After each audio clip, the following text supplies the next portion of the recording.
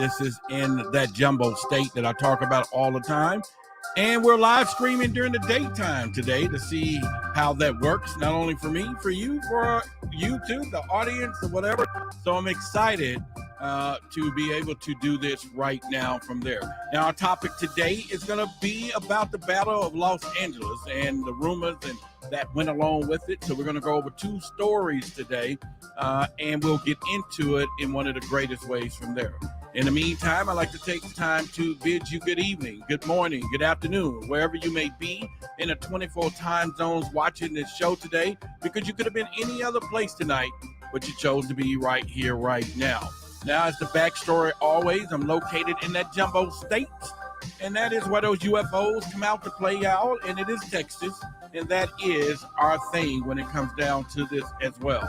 So we're going to get right into the show because, again, it is that time to just rock right into what we're doing. So first, let me give some shout outs to people in the chat today for being here with us already. And so let's do it. We got Kirk in the house. Renee is in the house. Dexter is in the house. Mr. Rabbit is in the house. And of course, our greatness of the producer, Lonnie LaSoul Vibes, is in the house as well. So we have Truth is here with us as well. Queen of 10,000 Moons is with us. Bunny is with us. Aaron. And then we have, let's see, anyone new? Ghost is here and Sci-Fi Guy. So let's do it. He say he's at work, and that's cool. So he can only listen to what's going on. All right. Well, that was a test today. We wanted to see if, doing it in the daytime is great. So Bonnie said, I've loved the daytime. It's 22 right now, much better than 3 o'clock. Okay. Or AM, I guess. All right, at this point. If I read that right. So either way, yeah. So we just wanted to try to see what would happen live streaming during the daytime as well. So we're going to be talking about the Battle of Los Angeles. Any of you've heard of that back in 1942, the Battle of Los Angeles? Put it in the text right now, and let's kind of get into that as well. We will have a few other announcements. I'll make that in the midstream of the show, so definitely be ready to hear that. All right, so let's get down right into our topics. I want to do that right now. There's a story that surfaced years ago, and we're talking back in 1942, February 24 through the 25th. This story has been legendary. In fact, there's been movies, there's been all types of information made from it, and it was dubbed as the Battle of Los Angeles. But recently I was doing some research about it, and I was like, okay, we all hear the stories that the Battle of Los Angeles was about UFOs and our government having this huge barrage of air defense weaponry going up into the sky and ultimately hitting nothing, doing nothing to the lights that were in the sky. Now, there was over millions of people, 1 million people that reported sightings of this. There was a lot of stories that went back down to what really happened in Los Angeles. But it all boiled down to two things, unidentified flying objects and that nothing happened to them in the sky. So that also posed the rumors of our air defense systems at the time. Could we defend ourselves if there was some type of invasion? And a lot of people speculated, okay, what's going on? Then they came back, of course, with the weather balloon theory, which matched what we hear in Roswell, New Mexico. And again, when you think about Roswell, New Mexico, and they start talking about the weather balloon theory, they say, hey, well, it worked then and we can use it now. That's my speculation. So today I'm going to go over a couple of newspaper articles and stories that supposedly what really happened there. And so we're going to talk about that. And then I'm going to go over a couple of similar stories, but then they take it to another different area. And my question is, we know what happened and we know how this thing unfolded. But the question is why? Why is it a big secret, even when millions of people have seen this and talked about it?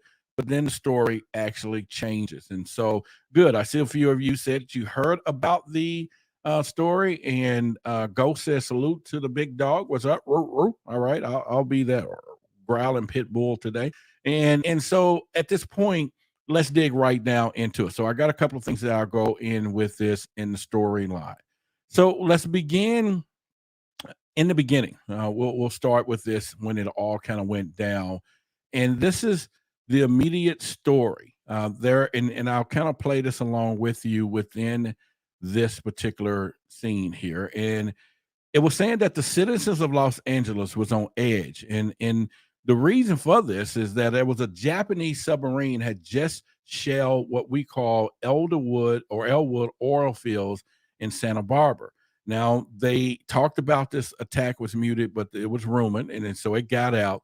And then they said this happened around, let's see, yeah, okay. So they was talking about, and you can see it here, but they where I'm going with this is they were saying that it was a submarine attack, and everybody was on the edge about this submarine attack. And then, of course, around 2:25 a.m., their worst fears appeared, and that was supposedly a Japanese warplanes. Now, this is the Battle of Los Angeles in the story.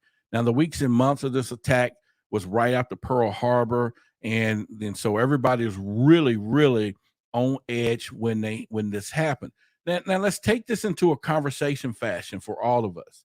And that conversation is going to be, we now hearing that there was some submarine attack, okay? And this is where it happened, and it was well damaged by shelling from a Japanese submarine. Now the story had it, we was already on the edge, the United States and people, even the Japanese American citizens were already on edge when it came down to this particular story. Now there were stories of them taking the, like, what we call where they had curfews, and they had curfews on these towns of these Japanese Americans where they was like, look, you guys can't go anywhere. We don't know if you spies. This thing was really deep. Now, once again, it was all based upon behind Pearl Harbor. And then all of a sudden we got this Japanese submarine supposedly had fired up on, and now the Battle of Los Angeles ensued. Now we're going to tie this back into the second story, and then we're going to get deep into how did this particular incident turn into the infamous UFO incident that we all heard about, and it's supposed to be so big, and even movies was made from it. Well, they said while the Navy, Army both declared the Battle of Los Angeles was a false alarm, the public traded all kinds of theories, from submarine aircrafts offshore from the airfields. One speculated out-of-state interests had staged a raid to lay a political foundation. One thing was certain, that 1,400 shells was fired, and it did more damage, a bombardment on Elwood. The shell fragments struck several buildings, vehicles, and streets, and citizens even died when their cars was veered off the road during this. Now, in 1983, the U.S. Air Force, history reviewed the case and concluded that the Battle of Los Angeles was sparked by pre-existing war jitters, collided with weather balloons, and meteorologically balloons released at 1 a.m. with lights and stuff on it. All right, so now this means that our military has been part of cover-ups from day one, all right? And I think it's something that you have to truly think about this. They turned around and think about it, that when this Battle of Los Angeles was happening, people were more jittered because things were flying back, hitting buildings, in which if you were on the ground, you would think it was the enemy sending things down and to you and exploding your building, when in fact it was our own military shooting up into the sky, and the shells are coming back down, causing damage. Now, at this time, it was still reported all of these lights, and remember, I'll show you some images in a second, was all over the skies. Now, of course, you just heard the official story, and they claim to be saying, all right, this was possible weather balloons. And so it even came out in the papers then that searchlights and anti-aircraft guns and everything else. And so where I'm going to get to with this is we now have the part where we think the big secret keepers have always been doing what they have done. And the mystery was, all right, we have these UFOs that was probably in the sky, but yet it was Japanese. So I'm going to cover the second story, and then we're going to get deep right into the why of what's happening, because I just want to kind of give you the backstories here. Now, there was a second story, which is the mysterious Battle of Los Angeles. This, once again, in 1942. Now, this story goes into the same thing. In early February 1942, the United States were in full war mode, just as they had before, and it stoked fear in California. And approximately around 2 a.m., there, the morning of the 25th, there was an Army radar reported detected an unidentified objects flying about 120 miles off of the coast of Los Angeles. Now, as you can see, this story changed hands from, and radar had just begun at this time. We didn't really have radar prior to that. So radar had just started. We just had the technology of radar. Now, once again, everybody was, remember Pearl Harbor had happened. Now, my question with this is this. Did Pearl Harbor, and just like, the bombs over Hiroshima and Hiroshima, oh my God, I'm tongue twisting today. But anyway, you know what I'm talking about. Did this spark the extraterrestrials to come up out of that water and say, wait a minute, what is going on with you guys up here at the top? And then all of a sudden, we got a submarine that started to bomb Elwood. And right after that night, everybody's fearing that the Japan or Japanese is going to be coming in. And all of a sudden, these UFO lights appears outside the ocean, by the way, and they start approaching the U.S. coast. And at this point, our government is on full alert. The armed forces, the Navy SEALs, the swimming ducks, everybody is in on this deal. And now they are going after what appears to be a invasion from Japan. But ultimately, once they got up there, it was just lights, and they couldn't knock them down. All right. So now we got two stories here. We have all of these lights that was in the sky, and then at the same time, we have, that they could knock them down. So around 3 a.m., the unidentified objects were reported to be just off the coast of Santa Monica. Now, the anti-aircraft units were given permission to fire on site. So at 3 a.m. or 3:07, the guns went off, y'all. They went off. They reporting that they of enemy aircraft beginning to fire into the sky. But shortly after that, the anti-aircraft units across Los Angeles joined into firing into the sky. So now we have a lot of stuff going on. And this barrage was just, you're talking 1,400 ammunition rounds fired into the sky. And this is kind of what they had, night lights, and these are kind of the guns over to the left that they were using. And this now stops me get into our conversation. I just want to give you the backstory from that as well. So here's the deal.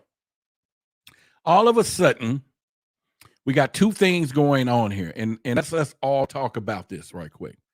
On one hand, we have the military story, because the first story I gave you was from the veterans account on the military veterans. That was one of their websites.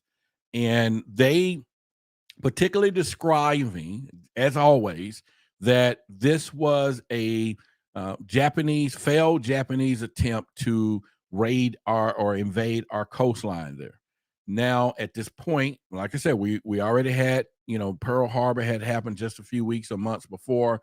And then that same day, there was a submarine that shelled Elwood, California, and caused about $500 worth of damage. Okay, that's all it did in that day of time. And then it left.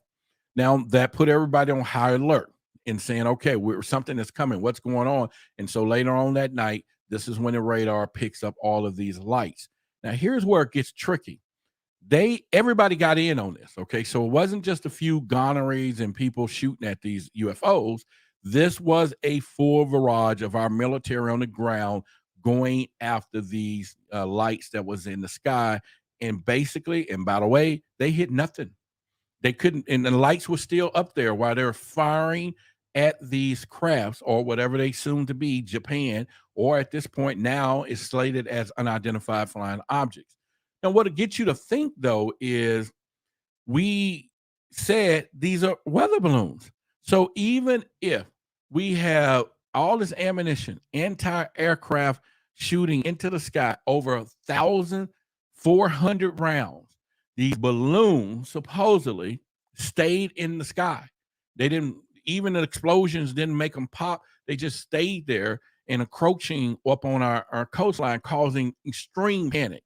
Not only the government was seeing this, we're talking millions of people spotted this situation and they deemed to say, okay, we're going to cover up. Yes, so Pearl Harbor, you're correct, happened on December the 7th, a few months prior to this part. This is why everything was at high alert. They had just bombed Pearl Harbor, and then that same day, there was a Japanese submarine popped up, shot a few rockets, and left, and blew up a few pieces of things over there in Elwood, California. So they all was like, okay, so they're coming back tonight. So that was the rumor. Now, my story would be, maybe the extraterrestrials, said, wait a minute, this submarine is causing problems. We're going to fly in to kind of see, because remember, water has always been, and in California, I'm a MUFON field investigator, in California area is one of the hottest area of water spotted UFOs. In fact, they're in one of the top, from Florida to, well, California first, Florida, Michigan, all of these places get UFO sightings coming in and out of the water, and we all know that they're in the water, and they could have been there then, and at this point coming out trying to see what was happening, because we're already at this stage of the game, what's going on. So even if we speculate and say, okay, it was weather balloons or it was Japan, why didn't we not take these items down? Now, of course, this went on for an hour. So that would mean if it was some aircraft, within an hour, it would have flew on and passed everything from there, and that would be a done deal. They would have been flown away within minutes, because it's an airplane. They're flying at high speeds. But this stayed in the sky where people can visually see it for over an hour, and they're firing over and over, and boom, and all of a sudden the public is getting upset because buildings are exploding, and they're like, oh man, we at war, they're bombing us. And it really wasn't them bombing us, it was just our fire shots going up. What goes up got to come down, and it was coming down, hitting more damage in the streets, and people were dying in their vehicles, all kind of stuff from us firing into the sky at what we believe to be Japan. And then now some will say, no, those UFOs. And now the military saying weather balloons again, right? Or the beginning, because Roswell happened after that. So here's my point of this. So now at this point, and where we're going with this is that these cover-ups has always, or the big secret keepers have always tried to paint the story of the unexplained. They tried to always put something in place that they can't explain, which would technically be what we would consider UFOs, or, like I say again, weather balloons in there. So we're going to go deeper into this right after these messages real quick. And I'm just excited, of course, for us to be here on a Saturday, not a Saturday, but daytime. Boy, I'm just out the books. But anyway, so as you all know, that we have been getting people that have been supporting our show with small contributions, and we are helping those businesses. And so let me give a couple of them a shout out real quick. One in particular is The Big Kids Go to the Potty. This is a book by Nicola Richards. You definitely want to check this book out. It's on Barnes & Noble, Amazon as well, available online at all major bookstores. Nicola also has a YouTube channel. We'll talk about that when he's coming up. But in the meantime, let's just give a shout out. If you got some kids and you want to really get some real intriguing way of how all of this works, go to Big Kids Go to the Potty and get that book and support one of our listeners there. Another place here is Clear Space Body Works. This is by Rebecca, and Rebecca is into all of the things that will help you really put life in order. And we're talking about tarot readings. She does spiritual guidance and energy healings and a lot more. And you can go and find all of the information, book whatever you need, and talk with her, about all what's going on. And she will definitely give you that healing that you need. And that's at clearspacebodyworks.com. So y'all make sure y'all support her her website, products, and everything else, and the same thing there. So this was basically part of our shout out program. And if you have a YouTube channel, podcast, or you got business products and you want us to advertise you here, and believe me, I'm talking pennies a day. It's just you help us, we're going to help you. And you have options between this channel or when we do our shows on Forbidden Knowledge. Go ahead and go to whythebigsecret.com and hit the contact us, put in your telephone number, and just tell us you want us to reach out to you about promoting your business, and where hundreds and thousands of people will be seeing this and as well. So, with that being said, as you know, we are on our road for 100 subscribers, so 100,000. So definitely make sure you share this channel with people as well. You know that we're going to have a private area because there's things that we cannot say here on YouTube, and they're flagging everything these days. Even if it was that last night's show on Forbidden Knowledge, we had to make up some new words to replace some things just so that the algorithm would say, okay, it's okay to air it. But go to waterbigsecret.com and you'll be able to go and sign up on our waiting list for our membership site or hop on our newsletter as well. And so that's going to be good. So let's get back into our conversation. And the conversation is, we always understand what is happening. And like I said, your eyes are useless when your mind is blind. It's time to think why. And there's a lot of people sat there and saw, millions of people saw these lights in the sky, but yet they were able to be told a story, and if it's true, that those were weather balloons that was in the sky for an hour, lit up, and we have military anti-aircraft guns on the ground shooting at these things relentlessly, by the way, 1,400 rounds, okay? And they didn't go away. They didn't blank out. And at the next few days, the military says, everyone, these are what we call weather balloon. Now, I don't know about you. Would I have believed some kind of story like that today? Hell no. Because I wouldn't go there. I would not go there. But you got people that, because their eyes are useless and the mind is blind, and they're not going to sit here and think the possibility. And at that time, a lot of people probably wouldn't have thought about UFOs anyway. And so why would they have looked at the option that those was UFOs in the sky? But why wouldn't someone then think to the point of that they wasn't being shot down? So why wouldn't you think about that? It wouldn't have been shot down. But yet now, today, even in today's history, we still have people saying, writing that it was just the military saying it was a false flag operation. But then we bring in the missing element, and this is Hollywood. Now, all of us know that Hollywood is plugged in. We know that Hollywood gets more tips than a tip at a restaurant when it comes down to these things, and they make more movies when it's time to come out to kind of tell us some stuff. Now, I've gathered information about what goes on in the movies, and I've gathered information of what they tell us when it comes down to this. And one of this military person once told me once, and he says, the reason this is done, Roderick, is so that when the truth is out there, but yet we leak it over here for somebody to make a movie about it, talk about it, but especially movies, especially Hollywood.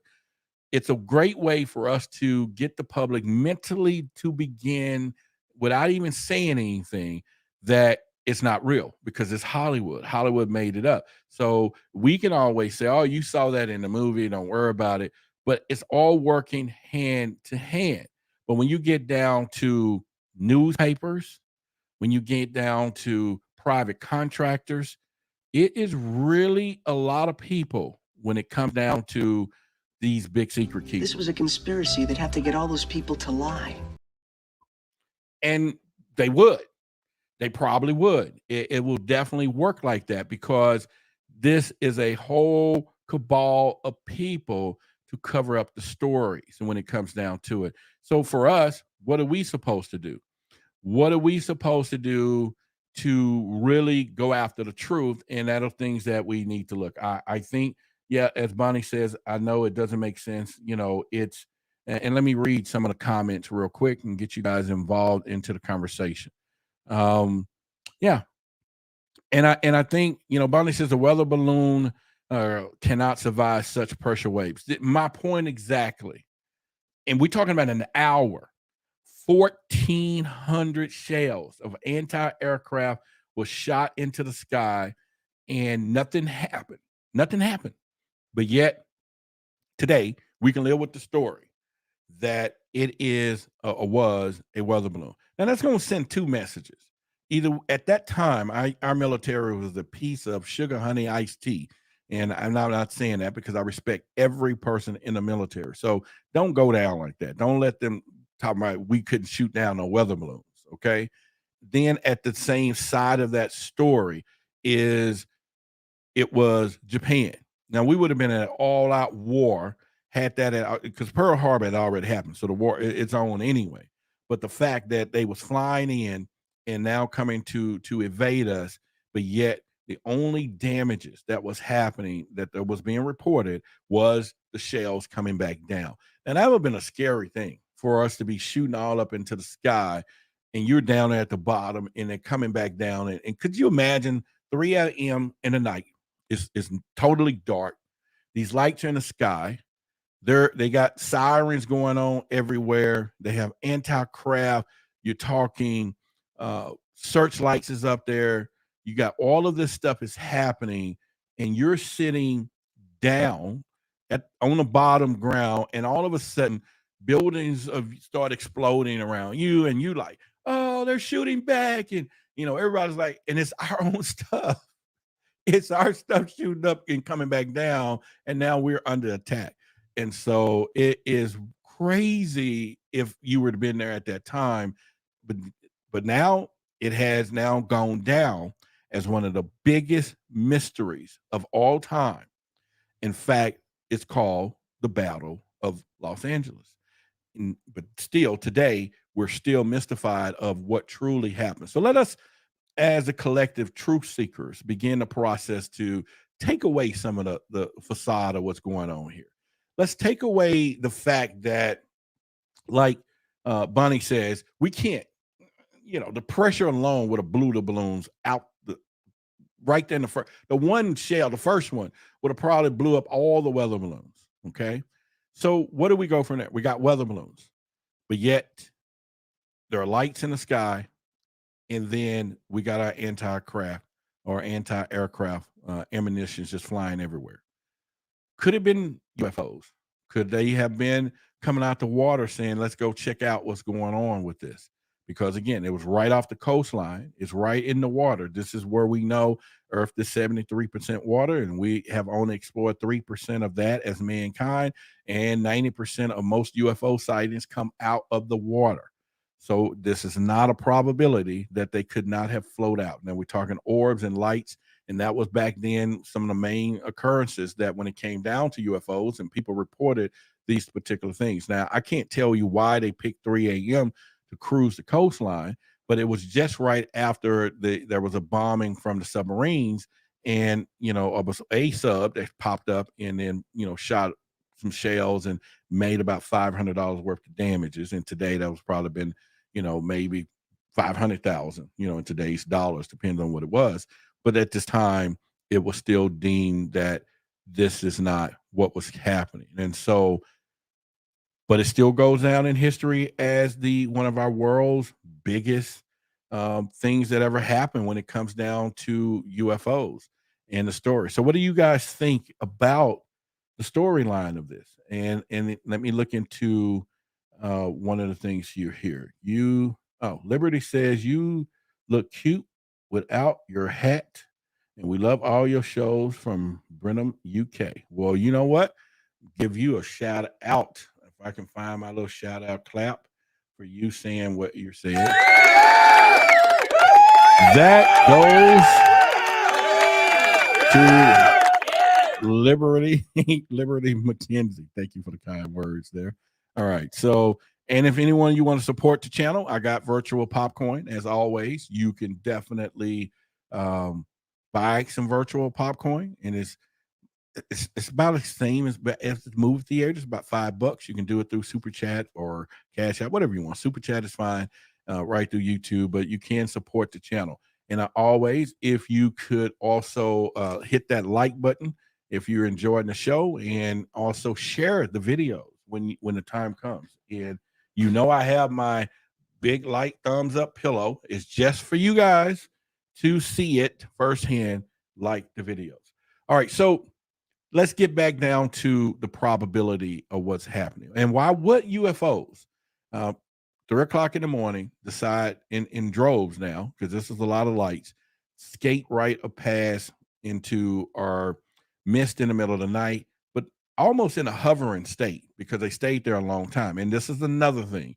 If it was weather balloons, They would have either been moving, descending, or whatever. These things maintain a height probably high enough at this time to avoid the technology of our anti-aircraft guns being able to, because you've seen the movies where planes have flown high enough where they know they're past the bombs, right? The anti-aircraft, so they can fly above that.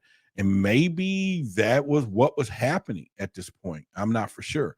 But now we know that this is going on. And like I said, we can take this to the next level.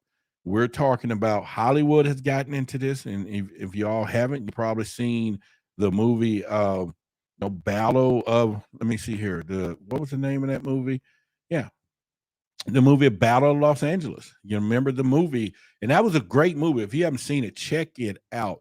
And this is where all of a sudden Los Angeles was under attack, and they made a movie about it in such a way, so to speak. And it's a great movie. I thought it was a great movie. I've watched it at least 10 times, only not just for the storylines of the extraterrestrials, but then also the troops, how they came together to begin a process of working as one. So it's a beautiful storyline if you want to check it out. But one of the other aspects of the show also put in the fact that it was the water. Our water is one of the resources that some of these people come from other planets and use, in which everything on Earth is water. Our bodies are made of water. You're talking about water as a main staple into our oxygen and the flow of everything. And these creatures that came in from the movie was definitely after using the water for fuel, so to speak, like hydrogen or whatever. But yet they knew, let's just kind of exterminate these humans. So we're still looking at water. We're still looking at water is one of the place to hide, but then we get back into this major battle. So my question to each and every one of you, if you've heard of the Battle of Los Angeles, what are your thoughts to the whole, once again, the cover up itself? Because they're still saying we can blame it on Japan, but if Japan had done something like that in so much of a vigorous way after bombing Pearl Harbor, after then just shooting, okay, we can say that there's technical, that there had been some kind of submarine. And here's the image. It was said that right off the shore, this happened that same day, that there was a submarine that jumped up out of the water. Well, it didn't jump up out of the water, but it came up, fired a missile over to the Elwood oil field, and then destroy it to a point of oblivion. But it caused about $500 worth of damages back then, and said, oops, there it is. And then it left, which sparked, once again, and it's told the story over and over, which sparked the fact that people felt that now we're going to be bombarded that night with Japan flying in there. But it was the Battle of Los Angeles. Now, let me bring another part to this, and I've said this a little bit earlier. If it was a battle and we were involved, and it was, UFOs, unidentified flying objects that flew up there, and we shot everything we had at these things for hours, not to a point they just call the airways off. They just say, you know what, just stop, because this is not working, by the way. And that is, I would consider something to be concerned about at the time, as no much as where we are today, because we still got all those observables, and then technology has changed drastically since back in 1942 to today. Till we got, things that's moving the speed of light 5 times faster than speed of light, and instantaneous accelerations can go up and down, and then transmedium technology to where it can go in the water, air, space, all of these things. And we still today are wondering what is happening. Now, I can still say if this was a battle would mean there was engagement between two sources. They didn't ever fire at us. We thought they did, but they never fired one shot. Whoever it was, whether it was Japan, whether it's unidentified flying objects, nothing came down and hit us except for the shells from our own artillery that went up into the sky that eventually came back down. And this has seemed to be the history of most of these UFO encounters. And I started looking back at that last night. And I was like, wait a minute, we got the battle. and you start hearing all of these things. And for the capita per capita of how many sightings that we've had does not add up to the number of attacks that could have been possibly have or done in our case when it comes down to this. And it gets me to also think of what most people could say, because there's two sides of the coin here. There's two factions when it comes down to this conversation. We got on one hand, I call it the Lou Elizondo side, which is the threat narrative. We got to protect ourselves. This is it. Don't play with these things. This is no joke. Over here on this side, I put my CE5 Stephen Greer narrative. They come in peace. They're here to teach humanity. They're here to all of these things. Now, I'm going to honestly say, and maybe I'm getting off the wind for a minute, I don't see any part of both, but yet I would worry about both. I don't see a point of the UFOs not being a threat, and I don't want not to be prepared if there was some type of situation that we had to go into protection mode of our humanity and community. On the flip side of that, then we got so much going on in our lives and so much things going on, then the thing of them coming in peace, the thing that they're here to help humanity, there hasn't been much proof of that either.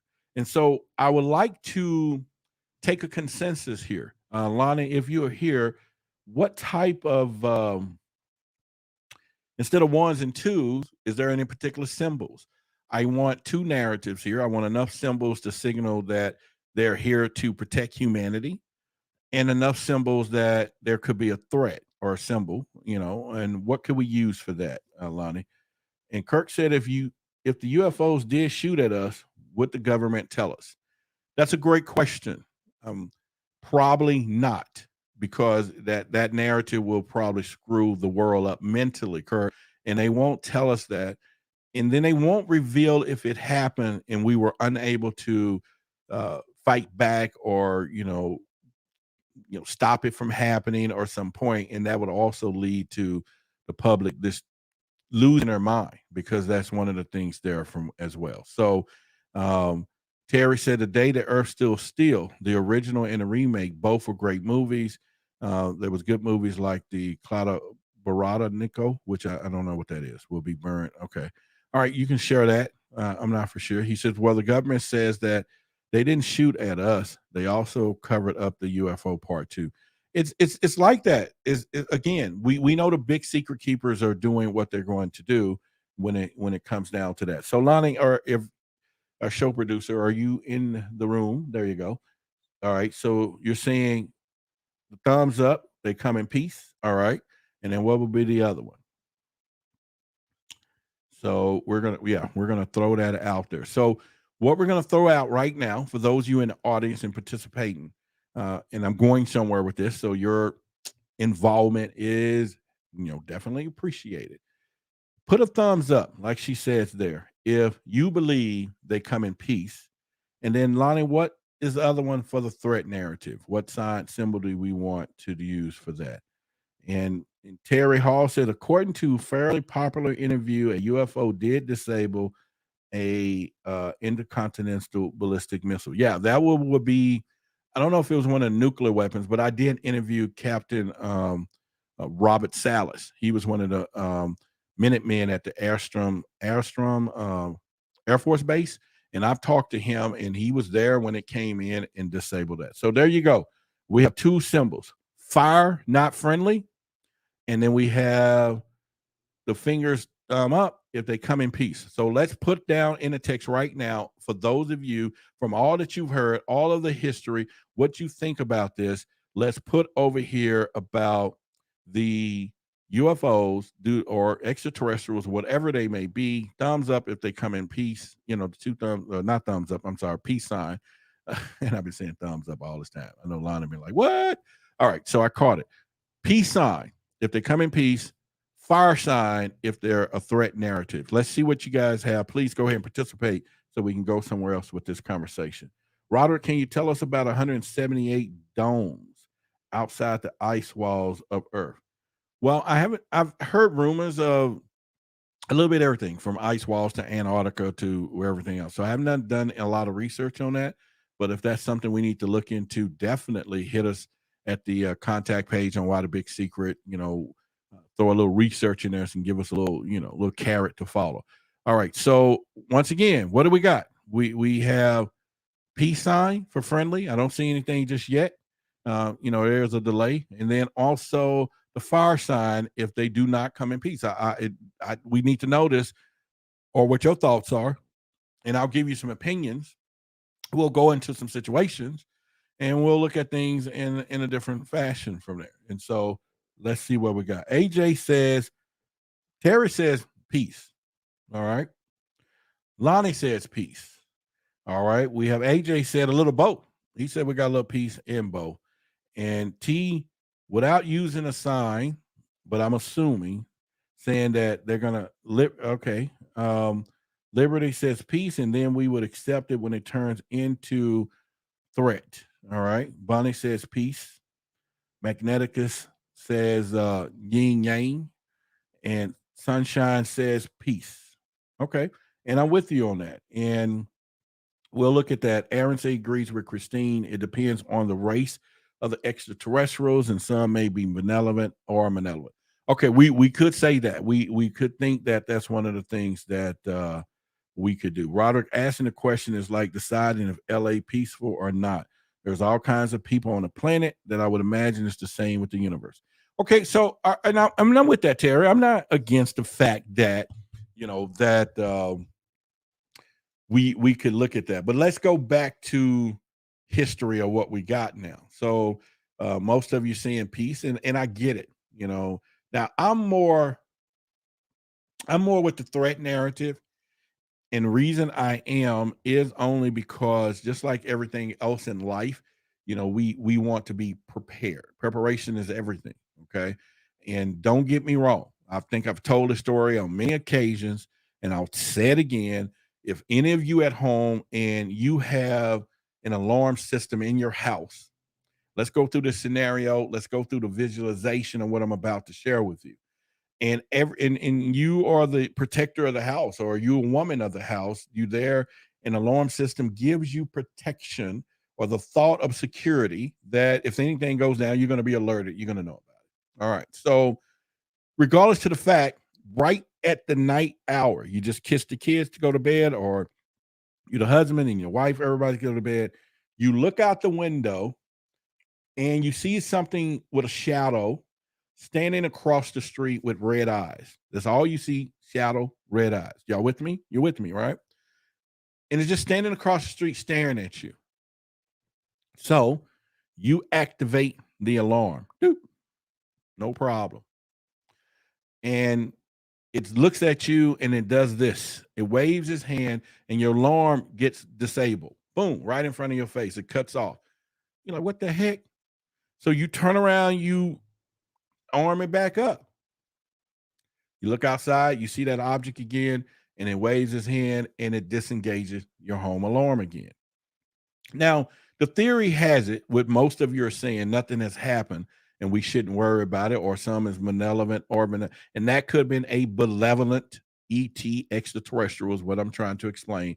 But the fact that it kept turning off your alarms, but yet it never came into your house, would you just now go to sleep every night, not worried about what it would do if it decided? And because all of this time that it never has intruded, it's a different story. Or I can take it beyond that. I'll go with what Lou Elizondo said. He calls it the muddy blueprint theory, where you have secured your house. You wake up in the morning, your alarm is still active, but you see footprints through your house. What do you do? So my thing is, I want to be prepared. I want the military to be ready to whoop out a can of whatever if necessary, because at this point, we have to. It have to. Hang on one second.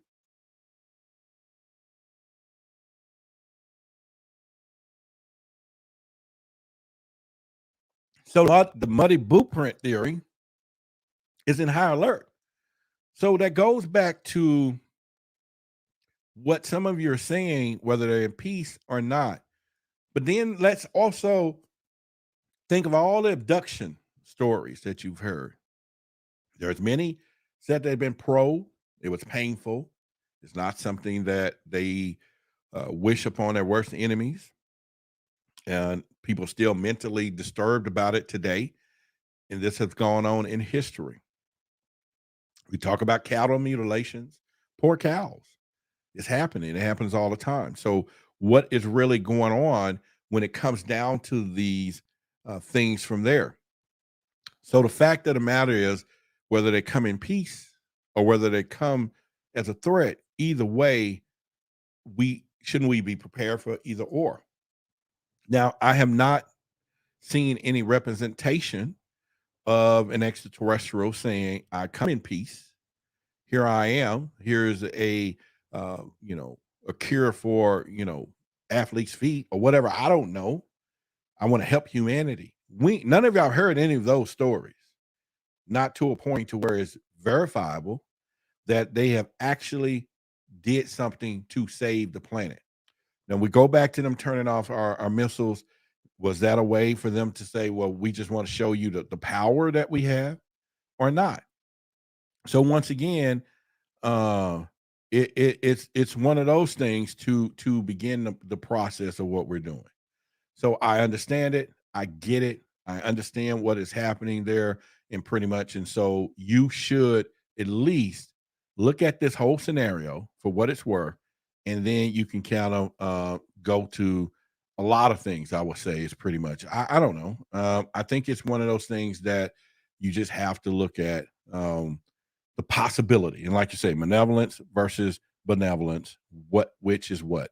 Now, in your case, all of you right now, if a ET stood in front of you, you were walking down that dark alley, and all of a sudden, just like the movies, the trash can and whatever was happening, are you going the other way or not? Are you are you going to wait to try to find out what's going on, or are you just going to go and we'll talk about this another time? And I think that's one of the things that we should look at from there. So this was just a conversation, and T says the military doesn't stand a chance up against them. I'm with you on that. I'm definitely with you 100% because I still feel that we have technology and we may have some to pose up a good defense if necessary, but depending on who it is, it could be a whole strong different thing. And this is why I tell people all the time, it's not China, it's not Russia, it's not all of these other countries. There's not a country on the planet that would not want to have the possibility of owning technology that can go from here to there in seconds and put a weapon on it, and at some point is a threat to the world civilization of what we have today. And so it's not one of them. And stop saying it. It's just not that from there. Let's see here. Lasso says, in my dreams, I sat on the floor and I talked to them telepathically, and not sure that I'll try in real life, but it felt legit at the moment. Ladies and gentlemen, that is my show producer, Lonnie, and that's her thoughts for today for her involvement in her dream. That is all good, but on the outside in real life, reality, she's on a mood like Channel 8. I get it. All right, so that's cool. We'll go with that. And I think it's one of those things that you want to, at some point, take heed for ourselves. So we go back to what this video was about, and we're talking about, what's the word I'm looking for? We're talking about the Battle of Los Angeles is where we begun. So this has been happening quite some time.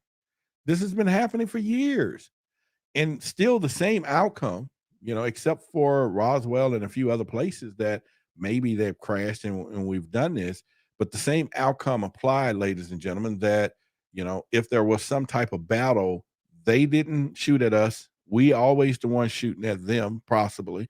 And the fact that then the story comes out, it was weather balloons, but yet we have this story that we can't even shoot down weather balloons. That's weird as it can get. And so with that being said, that's one of the stories. So like I said, I just wanted to get in here and do a little live stream today for you on a Wednesday during the daytime. And, instead of 8 or 9 o'clock at night. And my consensus would be, we wanted to kind of do this a little more and more and have our interviews during the daytime as well. And we will definitely do that. So give me your thoughts before we get out of here. Is daytime good enough for some of you, or nighttime is better for you before we close out right now? And I just want to kind of know your consensus once we go through that. What do you think? And I'll wait for you to kind of put into the chat. But in the meantime, if you have not, it's about to end right now. I think I've told each and every one of you about Sakura and her fundraiser event to us here and getting a reading done. All right. And right there, she's going to do this for a full hour for you if you want a tarot reading from Sakura, and it's going to be to a fundraiser for us. You go to our contact page on whythebigsecret.com. It's $50. I'm just letting you know.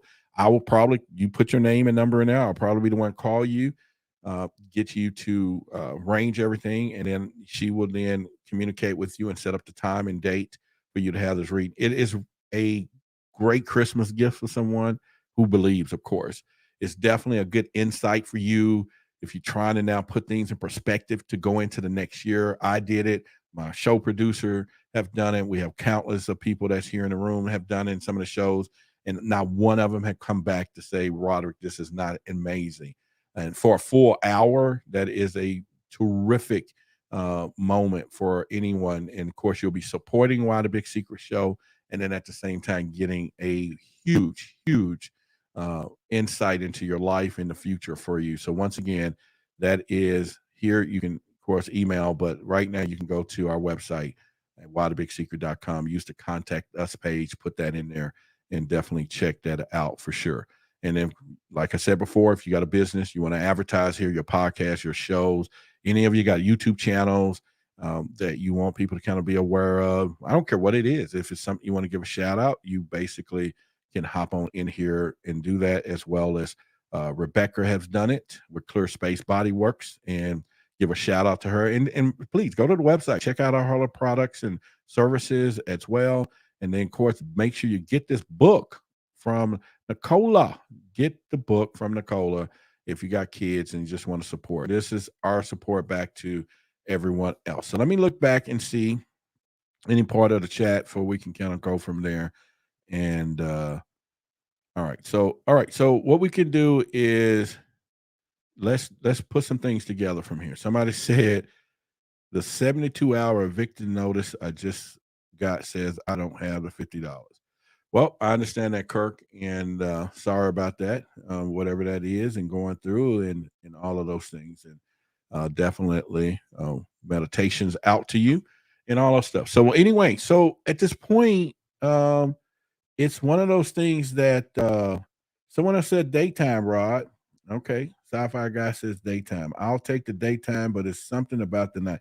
Well, Art Bell had always said on Coast to Coast, and I was a kid listening to his stuff. He says this is better talked about at night. So he always talk about our services and talking about UFOs and all that is better talked about at nighttime. And so that's one of the things from there. And Magnetica says nights. Maybe we do a little bit of both.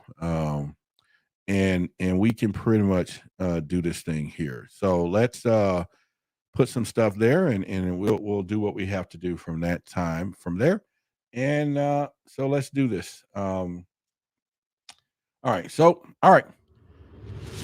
All right, everyone. I want to thank you for coming in today and watching what we got here and the show during the daytime. And hopefully you get some value. Make sure you share it, thumbs up, like, button, and we will do Friday night at night. And of course, we're just testing what we can do during the daytime as well. But I appreciate each and every one of you for participating. If you got UFO stories or things you want to share, experiences, your camera ready, hit us at contact@whythebigsecret.com, and we'll talk about your stories as well. And so we're going to be doing a lot from here, and I'm just pretty good. So make sure if you hit the like button, share everything else. All right, so good day to each and every one of you. It's Wednesday, hump day. So get over the hump, and I will see you Friday night, make sure you come out, check out the show. We'll do something here live at 8 p.m. Love each and every one of you, and we're going to get on out of here the way we need to do.